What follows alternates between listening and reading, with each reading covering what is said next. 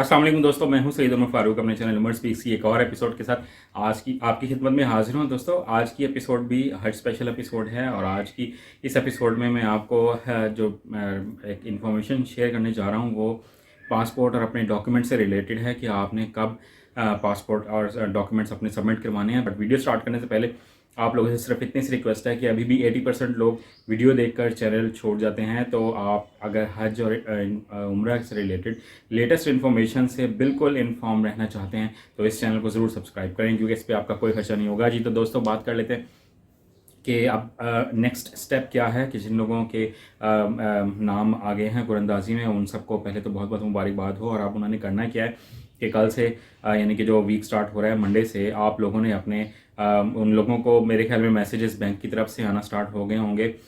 तो आप लोग अपने पासपोर्ट जो है वो और उनकी जो पिक्चर्स हैं पासपोर्ट साइज़, वो दोनों चीज़ें तकरीबन पासपोर्ट साइज़ पिक्चर्स आप 12-12 बनवा लें ताकि आपको कोई प्रॉब्लम का सामना ना करना पड़े। और जो अपना पासपोर्ट है उसके भी आप जो पहले 2-3 पेजेस होते हैं उनकी कम से कम, अगर मैं अपने आपको देखूं कि मैंने कितनी कितनी करवाई थी जब मैं उम्रे पर जा रहा था, तो आप तकरीबन 5 से 10 कॉपीज़ करवा के रख लें, क्योंकि उसका आपको आगे चल के बहुत फ़ायदा होगा। यानी कि जब आप हज पर रवाना होंगे और जब आप एयरपोर्ट पे पहुंचेंगे तो वहाँ से अगर आपको सिम लेनी पड़ती है या एयरपोर्ट के बाहर जाकर आपको कहीं फ्रेंचाइज से सिम लेना पड़ती है, तो आपको वहाँ पर अपने पासपोर्ट की जो फ़ोटोकॉपी है वो सबमिट करवाना पड़ेगी। तो वहाँ फ़ोटोकॉपी करवाने से बेहतर है आप यहाँ से फ़ोटोकॉपी करवा के जाएँ।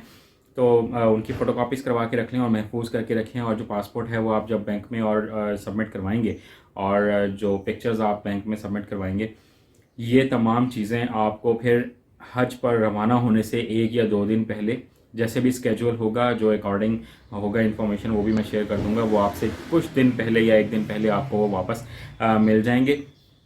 तो अभी आप ये अपनी चीज़ें तैयार कर लें। और जो हज की जो ट्रेनिंग है, जो कंप्लीट इन्फॉर्मेशन आप लोगों को दी जाएगी, वो भी इंशाल्लाह बहुत जल्द स्टार्ट होने वाली है, क्योंकि अब कुछ दिनों में ज़िकत का चांद भी नज़र आने वाला है और यकम ज़िकत से इंशाल्लाह हज फ़्लाइट्स जो हैं वो स्टार्ट हो जाएंगी।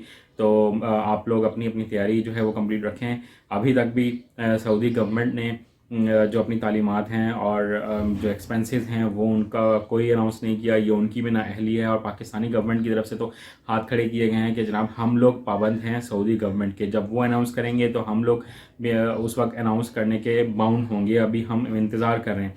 तो ये तमाम चीज़ें हैं, अभी वेट करें और पैसों का बंदोबस्त करके रखें। मुझे तो कभी ये लगता है कि यार ये बिल्कुल लास्ट स्टेज पे जाके पैसे ना बताएं ताकि लोगों को कहीं परेशानी ना हो जाए। तो आप लोग अपनी तैयारी कंप्लीट करके रखें। चैनल पर नए हैं तो चैनल को सब्सक्राइब कर लीजिएगा। अपने घर वालों को बहुत ज़्यादा ख्याल रखिएगा। जो भी मज़ीद अपडेट होगी मैं आपसे ज़रूर शेयर करूँगा। अल्लाह हाफ़िज़।